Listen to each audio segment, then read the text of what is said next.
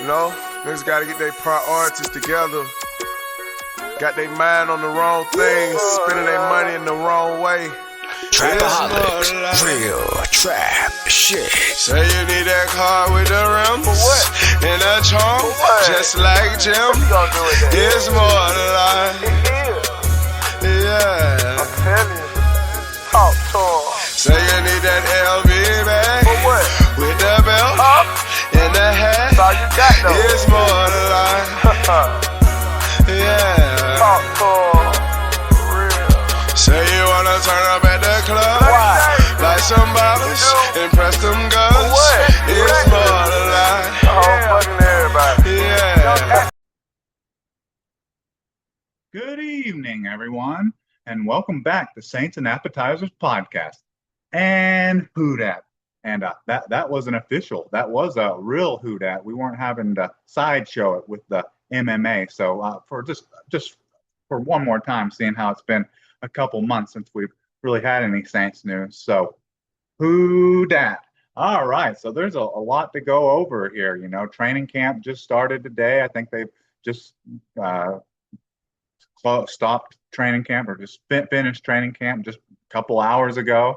And so we're with training camp. So once training camp and preseason games start, I mean, football, NFL, it's back. You know, there's a lot of people that are like counting down to the season opener or the first game of their team, first regular game of their team.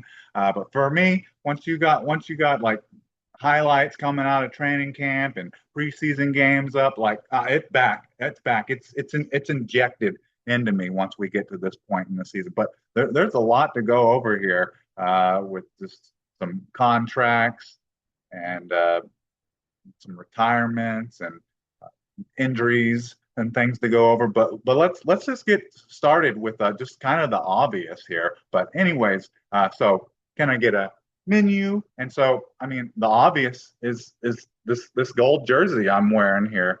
You know, this is an older one. This is a Marcus Colston, probably back from like the mid 2000s or so. And this is a Reebok, which the Nikes that they make nowadays are just absolute trash. But this is a Reebok, like an authentic Reebok, which was sold, I think, secondhand from maybe a knockoff, but only paid $100 for these ones, which I think back like 20 years we're talking. The NFL from NFL Shop, they sold similar ones to this for like $250. So even if it is a knockoff, it's still really nice with the numbers sewn on, the fleur-de-lis sewn on, the boot sewn on. So Reebok are just far and away better than the crap Nike is dishing out to us now. But anyway, so these gold jerseys are back. I mean, not officially this gold jersey because they're their gold jersey, but they're more like luckily I have a sticky note right here. They're more like kind of like this color, kind of like beige or like khaki or something. They're not like this bright gold, you know. So there's a lot of people from what I've read on media and stuff and social media and Saints fans, who that's like opinions of the new jerseys that are back now, the gold jerseys back and wearing them with the black helmet. Seems like kind of like a coin flip. Seems about 50-50. Some people love them and some people hate them. For me, yeah, obviously I love them. I have a Marcus Colston one that I bought, even though it's a Marcus Colston, but going back to when I became a Saints fan, like mid 2000s or so, I don't think they ever wore them during like the Marcus Colston, Drew Brees era. So like I got one, but I don't think Colston ever actually had one on his back or anything. But for me, I'm happy they brought him back because now I can wear this jersey and it looked the same as what's on the field. Well, not exactly the same because I like this gold better, but it's back. And just for fans that like it, like my opinion of it, I like it, but I just I've been wanting them to come back with just the all gold for the longest time, and obviously it's because I have a jersey, but they've come back with it, and it's not exactly the same color, which that kind of hurts my opinion of it a little bit, but I'm still good. It's a start at least. At least we can start. Maybe after a year of wearing them in a couple games, and maybe sneak in on what Hugh has opinions of them, and maybe how they sell as well. Nike, how they sell. Maybe they'll do some alterations and maybe make them the full like real like gold, like actually got some shine to it, not some khakis like the I brought up this sticky note, but like the same color as this couch I'm sitting on, which I didn't mention. That's I'm sitting on this couch here because uh, normally the place I do my podcast from is I have some window units in these cabins, but in that other room where I usually do these podcasts, it's got like an old like late 90s, early 2000 window unit, and that thing is as loud as like a freight train, So that's why I'm in here, and hopefully don't get too much distortion from the newer window unit I have over here. But that's why I'm. If anyone was wondering why is he out on this couch and in this different wooded room? But yeah, that's the reason for that. But yeah, for me, I'm glad. I'm happy they brought the gold jerseys back. And I can already say I already got one uh, in rotation for if I'm wearing them. Might not look like exactly like the ones they have, but I don't think I'd even want the current like exactly the current ones that they have anyways because they're made by Nike. I feel like all NFL apparel kind of fell off once they went from Reebok to Nike. Like the Reebok stuff was so much better. But anyway, so that's enough talking about the my jersey and stuff. We'll get that. You'll be looking at it for the remainder of the podcast. Let's move on to another subject here. So this happened like what like a week ago. Tyler Shuck finally has signed his deal, so we don't have to worry about any type of training camp holdouts or anything like that. It looks like it's going to be full attendance for training camp. And Tyler Shuck, he ended up getting it. Ended up getting that fully guaranteed contract that I wasn't too keen on really, just because I mean, in 7 years in college, he only ever had one healthy season. By the time the season starts, he'll be 26 years old, a 26-year-old rookie. He hasn't guaranteed anything as a starter because you do have Rattler and you have Jake Haener on the team. Not saying that those guys are better than him or are going to start over him, but it's like, man, did you really feel the need to give a fully guaranteed contract to a quarterback that has such a long history of injuries? Is more of the reason I wasn't a huge fan of it to begin with. But yeah, he got it. And also, the thing that makes it a little bit easier to deal with or to accept is because the Saints weren't the team that set the precedent on second round picks getting fully guaranteed contract. Like everyone before, from 33 to down to 40, where Tyler Shuck was picked, were all signed to fully guaranteed contracts. So at least the Saints weren't the team that had to set the precedent on it. They just kind of followed up what the teams in front of them did. And which I'm so happy that happened like that, because then the teams after them, from 41 down to the end of the second round, those guys didn't get fully guaranteed contracts. So Tyler Shuck was the last second round pick to get a fully guaranteed contract like that. But that's just the way the direction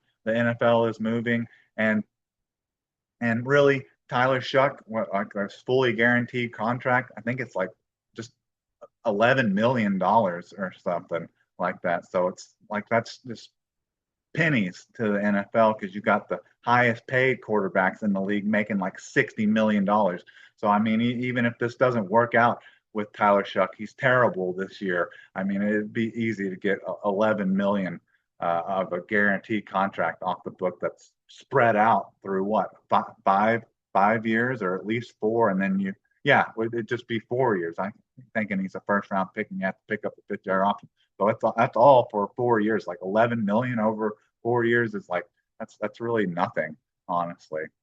So Tyler Shuck, he's in the building for training camp. You have Mickey Loomis wanted to remind us that it's not that they don't have just three quarterbacks on the roster, or that it's not a three quarterback competition, or that it's not just a two quarterback competition, but it's a three quarterback competition because you have Spencer Rattler, Tyler Shuck, and Jake Haener. So that's something to look at there and follow. But I guess in the first day of training camp, uh, Spencer Rattler took the first team snaps, but I think that was uh, Kellen Moore just said that was because he was uh, available throughout the whole offseason and the OTAs, and he's been there for a year already. So I think we're expected to see Tyler Shuck get the first team reps tomorrow, Thursday. So uh, I guess the new quarterbacks, we're definitely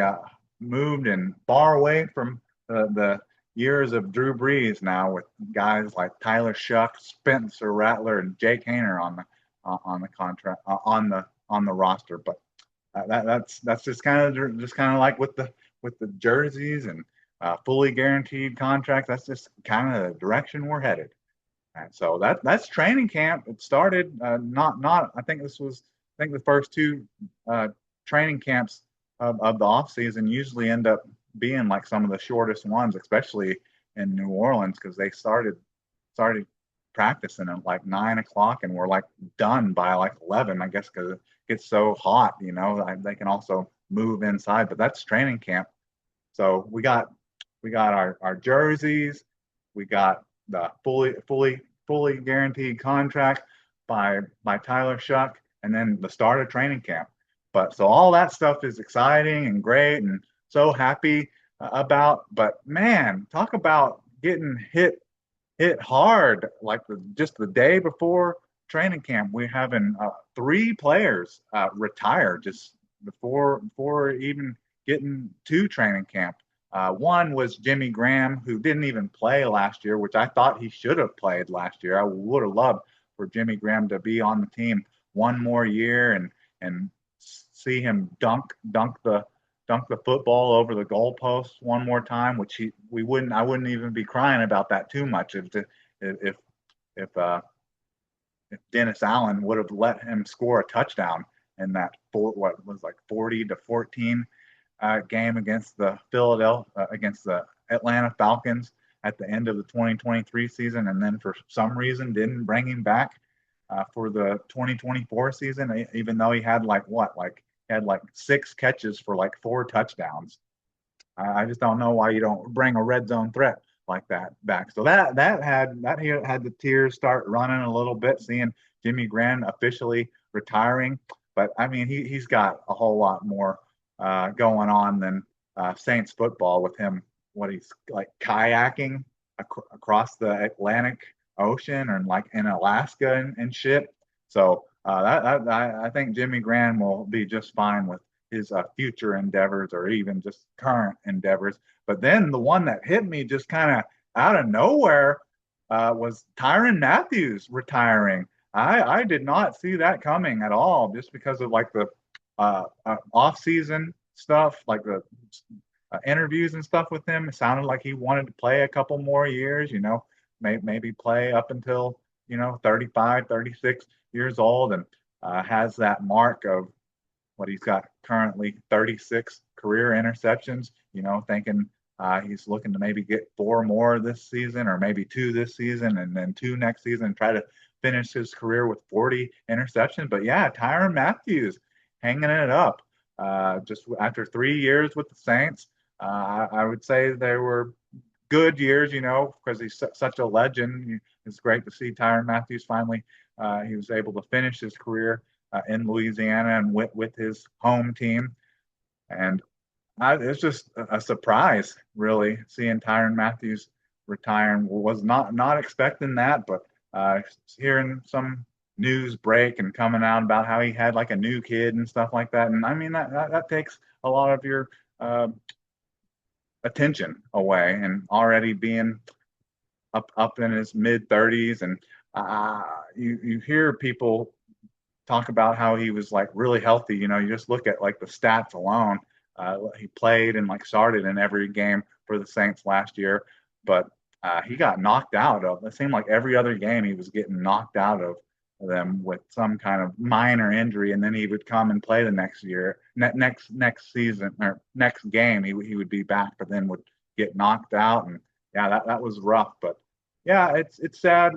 Tyrann Mathieu hanging him up. I really would have liked to seen him get those 40 interceptions, but also losing a 5'9", 190-pound safety when the Saints defense was one of the worst in the league last year at stopping the run, and saw Tyrann Mathieu get trucked and stiff armed a couple times last year in the running game. I think getting younger and bigger is not necessarily a bad thing, but definitely shout out to Tyrann Mathieu. Hope you have a great retirement and just a legend, a Louisiana sports legend, a Hall of Famer in that regard. And it's to me, when he was first coming out and his last couple of years in Louisiana, I remember hearing all the negative stuff about him. And then even once he got to the NFL, talking about how it was a good thing that he didn't get drafted to the Saints because of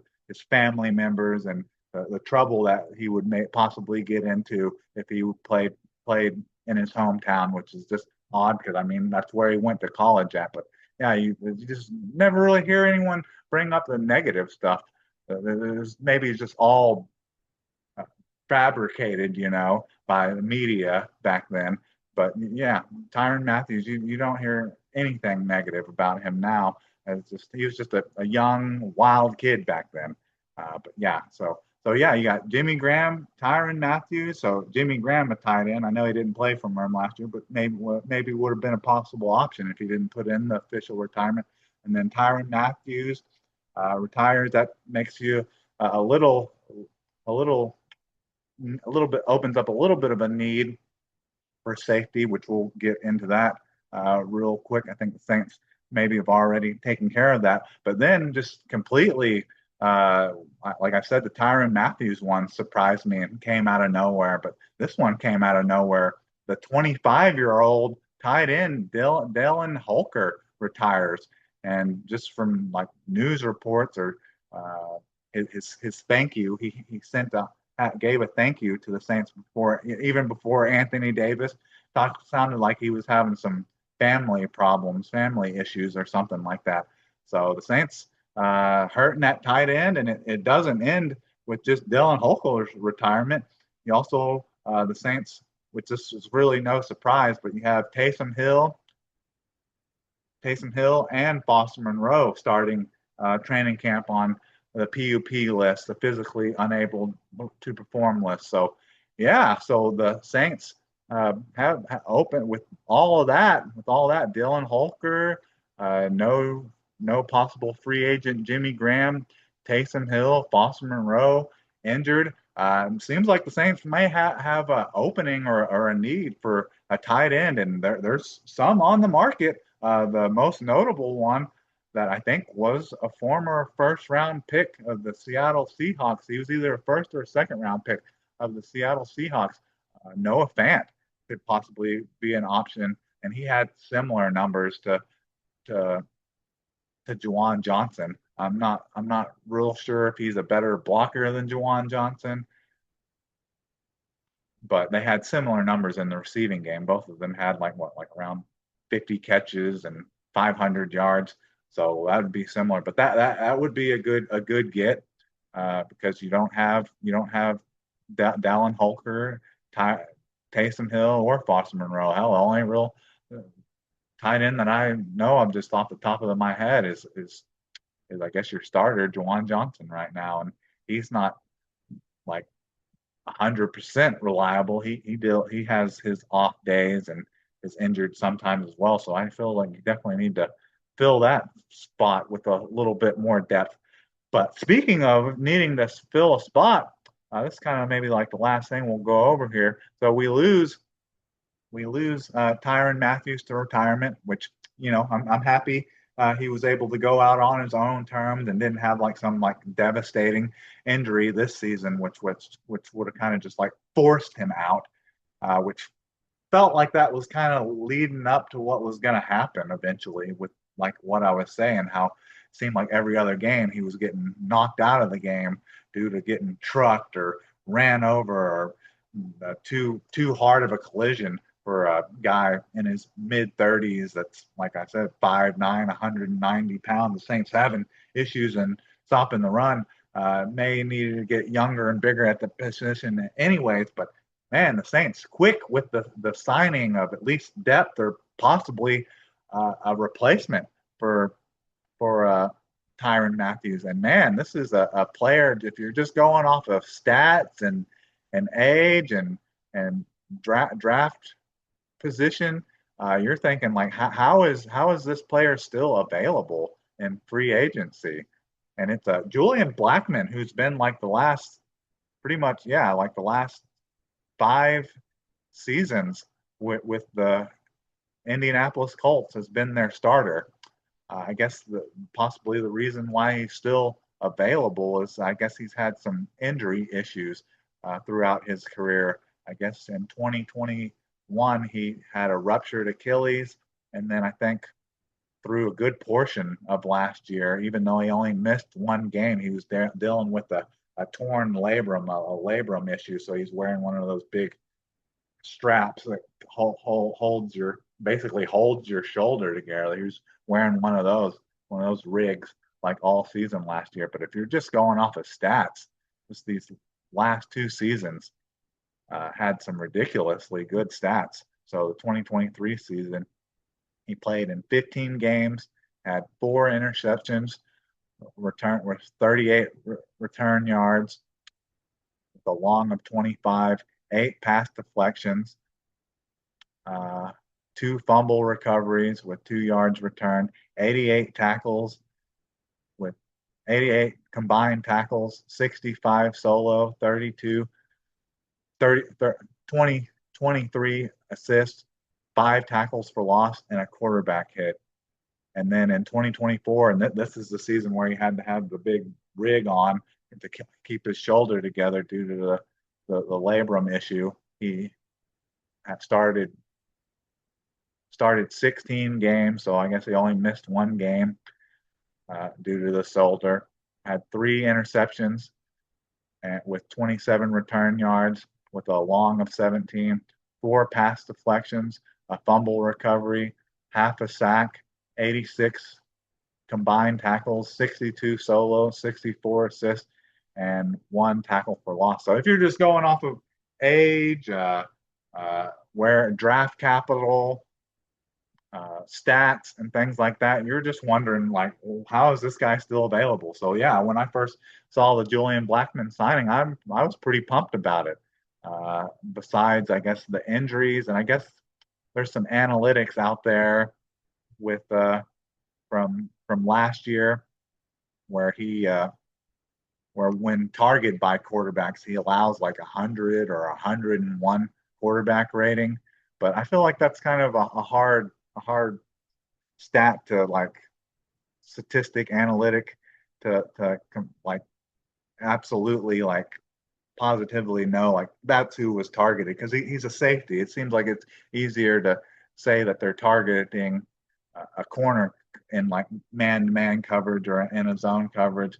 But yeah, that gets you cringing a little bit on the target rate, that percentage that he has. But then you can also, if you want to see him and see the Saints in the same game, you can see the game in 2023 that the Saints played the Colts, where Derek Carr had what, like a 50 something, yeah, like a 50-yard touchdown to Rashid Shaheed in that game, and then had another like 50 something yard catch at the end of the game that ended up like sealing, was like the nail in the coffin in that game, where Rashid Shaheed had like 250+ yard receptions, one of them being a touchdown. And I guess when those plays happened, if you want to go back and look at them, I guess Julian Blackmon is in the vicinity on those plays. So if you're just looking glossy with rose-colored glasses, this seems like a great